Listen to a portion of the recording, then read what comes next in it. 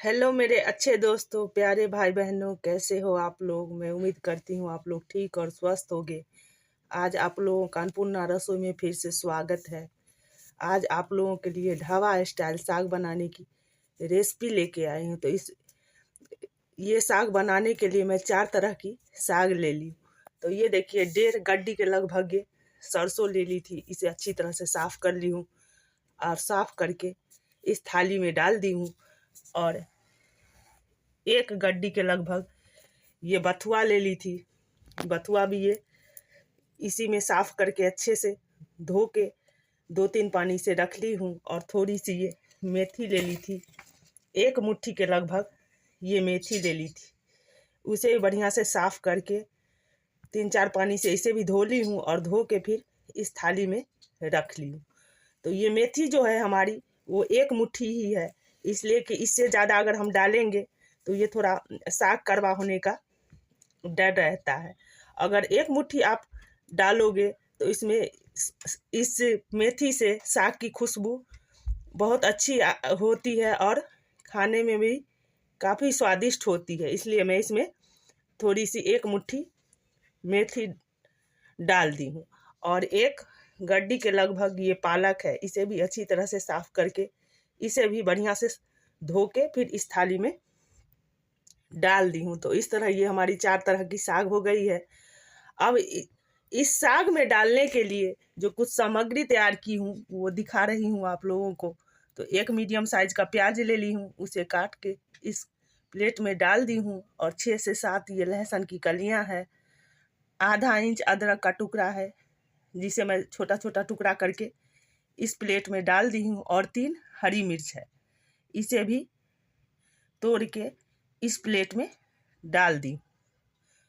तो इस तरह ये हमारी कुछ तैयारी साग बनाने की हो गई है।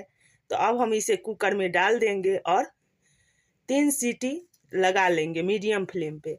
आपकी साग जितनी सीटी में अच्छी तरह से गल जाती है, आप उतनी सीटी इस साग में लगा देना।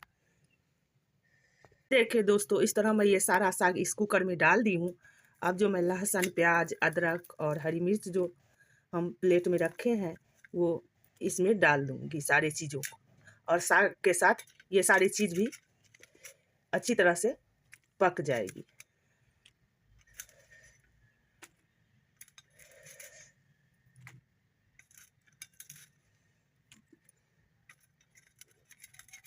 और ये सारी चीज़ डालने के बाद आधी टेबल स्पून के लगभग मैं इसमें नमक डालूंगी और आधी कप के लगभग इसमें पानी भी डालूंगी। तो ये देखिए, मैं इसमें आधी चम्मच नमक डाल दी हूँ। अब इसमें आधी कप के लगभग पानी भी डाल दूंगी।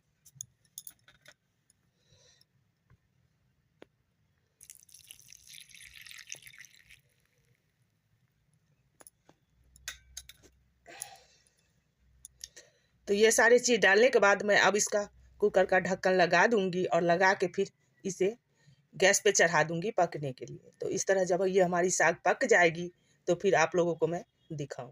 3 सीटी में लगा ली हूँ और ये साग भी हमारी अच्छी तरह से गल गई है। ये देखिए, अच्छी तरह से हमारी ये साग गल गई है। तो अब हम इस घोटनी से इसे अच्छी तरह से घोट लेंगे। तो फिर मैं घोट के फिर आप लोगों को दिखाती हूँ। इस साग को घोटते हुए मुझे 12 से 15 मिनट हो गई है और ये साग भी अच्छी तरह से घुट गई है। और ये थोड़ा सा दरदरा आप लोगों को दिख रहा होगा। तो हमें ऐसे ही साग रखना है, बिल्कुल पेस्ट की तरह नहीं बनाना है, इसलिए कि ये साग जो होती है वो ज़्यादा ही टेस्टी लगती है खाने में। तो इतने पे ही हमें छोड़ देना है। तो इस तरह ये साग हमारी अच्छी तरह से घुट गई है। तो अब इसमें हम तड़का लगाने के लिए जो तैयारी किए हैं वो आप लोगों को दिखा रहे हैं। तो ये देखिए, 1 छोटी चम्मच हम जीरा ले लिए हैं और 2 तेज पत्ता तोड़ के इस प्लेट में डाल दी हूँ। और 2 लाल मिर्च ले ली हूँ और 2 पिंच के लगभग ये हींग ले ली हूँ। तो ये सारे चीज़ इस साग में तड़का लगाने के लिए है। तो अब हम गैस की तरफ चलते हैं और इसमें तड़का लगाते हैं। तो इस तरह मैं गैस की तरफ चली आई हूँ और गैस पे ये कढ़ाई चढ़ा दी हूँ। और इस कढ़ाई में 3 टेबल स्पून के लगभग मैं सरसों का तेल डाल दी थी गरम होने के लिए। तो ये तेल हमारी अच्छी तरह से गर्म हो गई है। तो सबसे पहले हम इसमें जो 2 पिंच हींग रखे हैं वो हींग इसमें डाल देंगे।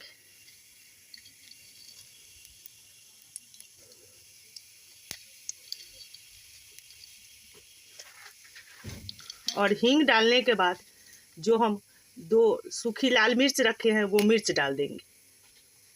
और ये मिर्च जब हमारी अच्छी हल्की सी फ्राई हो जाएगी तो हम जो तेज पत्ता रखे हैं वो तेज पत्ता इसमें डाल देंगे।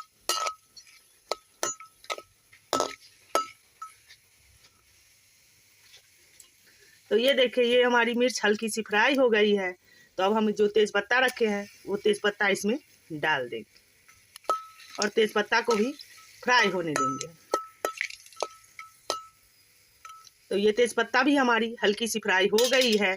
तो अब हम जो जीरा रखे हैं वो जीरा इसमें डाल देंगे। 2 तेज पत्ता हमारी बच गई थी तो मैं फिर से दोबारा से इसमें डाल दी। तो इस तरह ये जीरा डाल दी हूँ और सारी चीज़ को जब ये अच्छी तरह से फ्राई हो जाएगी तो जो हम घोट के रखे हैं साग वो साग डालेंगे। और साग से पहले हम एक बड़े साइज का प्याज ले ली थी और उसे बारीक काट ली हूँ। तो ये प्याज साग से पहले हम डालेंगे और जब ये सॉफ्ट हो जाएगी तब हम साग इसमें डाल देंगे। तो ये सारी चीज़ अच्छी तरह से फ्राई हो गई है। तो अब इसमें हम प्याज डाल देंगे।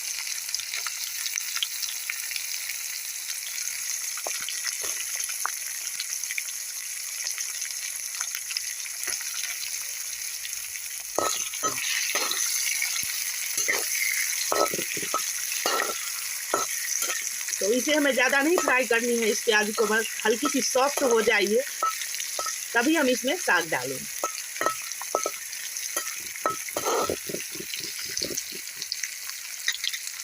तो हो गई है तो इस टाइम हम इसमें बेसन भी डालेंगे।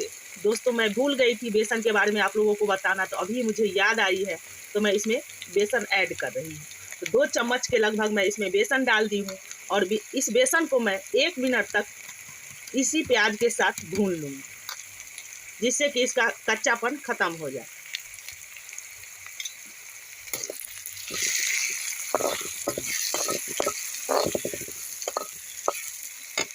बेसन को भूनते हुए मुझे 1 मिनट हो गई है और ये अच्छी तरह से भून भी गई है। तो अब हम इसमें साग डाल देंगे।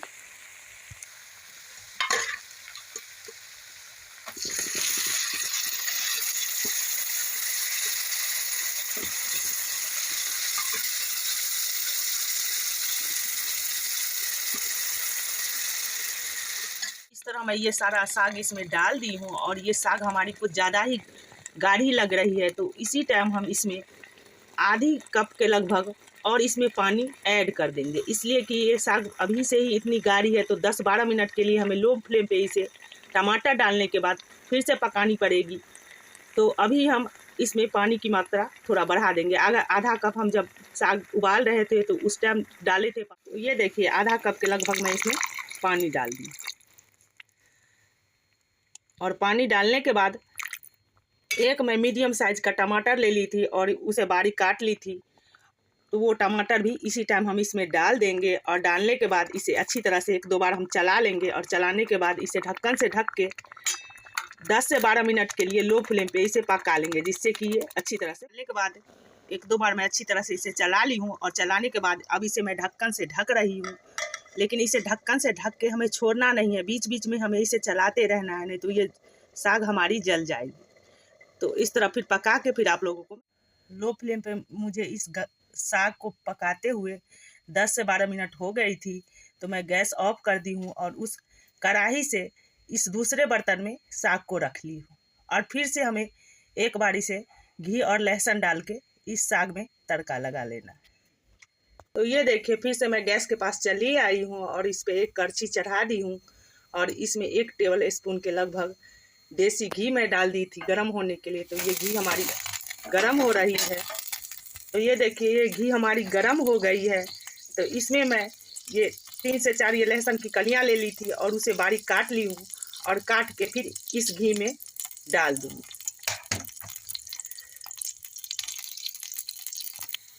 तो ये देखिए लहसुन मैं डाल दी हूँ इस घी में, और ये लहसुन की कलर भी चेंज हो गई है।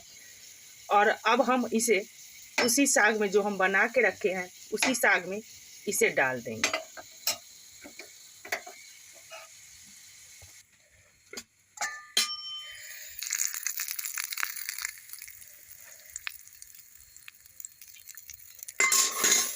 तो ये देखिए इस तरह ये हमारी साग बन के तैयार हो गई है। तो एक बार आप लोग भी इस तरीके से साग बनाओ, आप लोगों को ज़रूर पसंद आएगी, और बना के खाओ। और जब पसंद आए तो ज़्यादा से ज़्यादा शेयर करो, लाइक करो, सब्सक्राइब करो। फिर आप लोगों से मैं अगले वीडियो मिलती हूँ। तब तक के लिए take care and bye bye दोस्तों।